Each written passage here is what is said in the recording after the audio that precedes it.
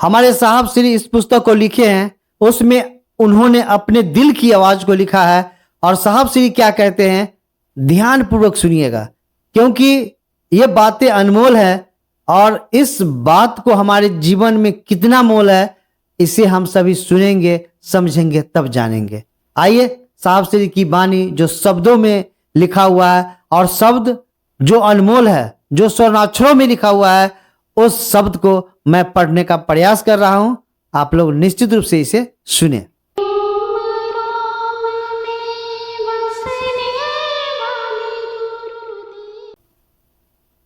प्रणाम, नमस्कार, वंदे मातरम। मैं गजेंद्र प्रसाद मधुबनी से आपका भाई, और आज फिर आपसे मिलते हुए बहुत ही अच्छा लग रहा है। आज मैं बातें करने वाला हूं हम सभी का जो पुस्तक है, जिसे हमारे साहब श्री लिखे हैं, वो पुस्तक नहीं, हम सभी का महान ग्रंथ है। जी हाँ, और उस महान ग्रंथ में 21 अध्याय हैं, और उस 21 अध्याय में एक अध्याय है जिसका नाम है आओ चले शिव की ओर। बस हम उसी अध्याय का कुछ अंश आप लोगों के समक्ष रखेंगे, पढ़ूंगा मैं, और हम सभी मिलकर समझने का प्रयास करते हैं। मुझे नहीं मालूम कि शिव मुझे अच्छे क्यों लगने लगे। साहब श्री कह रहे हैं, मुझे नहीं मालूम कि शिव मुझे अच्छे क्यों लगने लगे, बस मन उनकी ओर दृढ़ता से आकर्षित था। एक तरफ शास्त्र उनके गुरु होने की बात कर रहे थे, दूसरी ओर वर्तमान समाज में उनके गुरु स्वरूप की नगन व्याप्ति देखकर मेरा मन क्लांत था। साहब श्री कह रहे हैं, मेरा मन क्लांत था, फिर भी मैंने निश्चय किया कि मैं जनमानस को शिव के गुरु होने की बात समझाऊंगा। साहब श्री कह रहे हैं कि फिर भी मैं जनमानस को शिव के गुरु स्वरूप होने की बात को मैं समझाऊंगा। मैंने लोगों से कहना शुरू किया कि शिव आज भी गुरु हैं। मेरे इस कथन पर अनेक प्रतिक्रियाएं हुई। साहब श्री कह रहे हैं, मेरे इस कथन पर कि शिव आज भी गुरु हैं, अनेक प्रतिक्रियाएं आई। लोगों ने कहना शुरू किया कि यह कौन सी नई बात है। हम अभी क्षेत्रों में जाकर लोग कहते हैं ना कि शिव को गुरु मान लीजिए, तो कहते ये कौन बात है, कौन नहीं जानता है कि शिव गुरु हैं। आइए साहब श्री से सुनते हैं। हमें तो पता है ही कि शिव गुरु हैं, उन्हें गुरु मानने की जरूरत क्या है। ये जनमानस की आवाज थी। मैं कई उदाहरणों से उन्हें समझाने की कोशिश करता। एक बार मैंने एक मार्मिक उदाहरण से समझाने की कोशिश की। मैंने कहा कि एक बार मैं अपने एक पदाधिकारी मित्र से मिलने उनके घर गया। मुझको कहा गया कि बैठिए, वो पूजा करके आ रहे हैं। मुझे जिस कमरे में बैठाया गया उसमें परिवार के बच्चे कैरम खेल रहे थे और उनके दादा बच्चों से पीने का पानी मांग रहे थे। इसी बीच मित्र पदाधिकारी कमरे में आ गए और मेरी उनसे बात होने लगी। साहब से एक उदाहरण दे रहे हैं जो उनके जीवन में घटित था। उनसे मेरी बात होने लगी, तब भी मित्र के पिता पानी की गुहार लगा रहे थे, वो पानी मांग रहे थे। पिता बूढ़े और ग्रामीण परिवेश से आते थे। बच्चों के साथ मेरे मित्र ने भी उनके पानी मांगने पर ध्यान नहीं दिया।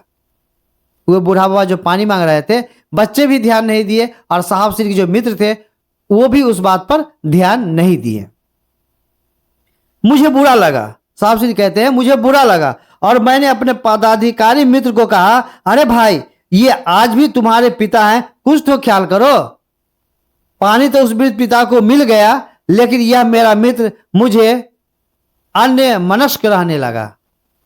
उदाहरण तो समाप्त हुआ, लेकिन स्थिति तो वही है।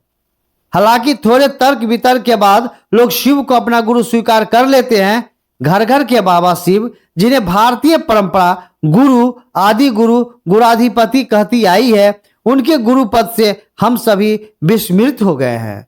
यानी हम भूल गए हैं कि हमारा जो शास्त्र है, भारतीय परंपरा है, उन्हें गुरु, आदि गुरु, गुराधिपति कहती आई है। उनके गुरु पद से हम सभी विस्मृत हो गए हैं। आध्यात्मिक एवं मानसिक उत्थान के अति सुंदर और अच्छे स्रोत से हमारा पिपासु मन जुड़ने के बदले अब प्रश्न करता है।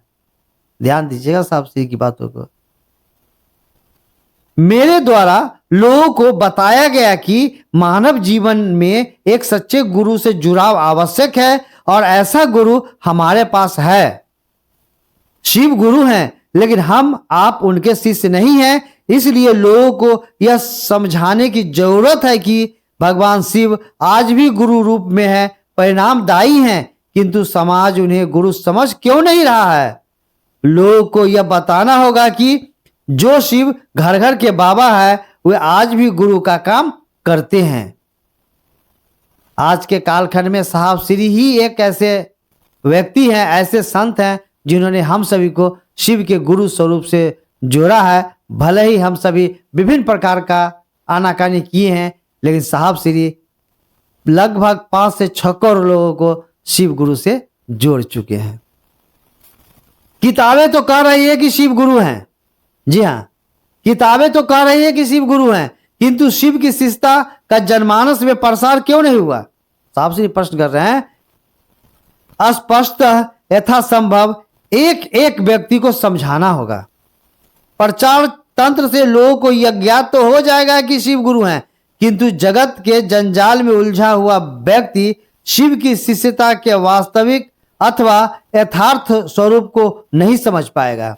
यदि प्रचार करा दिया जाए लाउड स्पीकर से शिव गुरु है, या पंपलेट निकाल दिया जाए, या टीवी पर प्रचार दे दिया जाए, तो इससे लोग तो जान जाएंगे, लेकिन यथार्थ में लोग शिव शिष्यता के वास्तविक अथवा यथार्थ स्वरूप को नहीं समझ पाएगा। साहब श्री कहे हैं जो निश्चित ही सही है और हम लोगों को इस बात को समझना चाहिए। सम्यक विचारोपरांत मैंने प्रचार माध्यमों का मार्ग छोड़कर एक एक व्यक्ति को शिष्यता के सूत्र में भगवान शिव से जोड़ने का प्रयास प्रारंभ किया।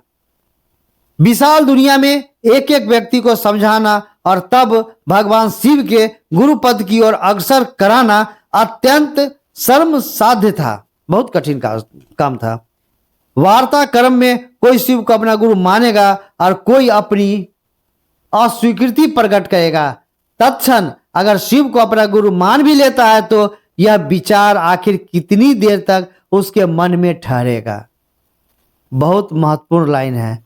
हम सभी तो जब चर्चा में जाते हैं या कहीं जाते हैं तो घोषणा तो कर देते हैं, लेकिन उसको देखते नहीं है कि कितनी देर तक उसके मन में टिका, यानी उससे फिर बात नहीं करते हैं, उसे फोन नहीं करते हैं, या किसी भी प्रकार उसे फिर सूचना इस बात को बार बार नहीं दी जाती है कि आपने दया मांगा क्या, आपने चर्चा किया क्या, आपने नमन किया क्या।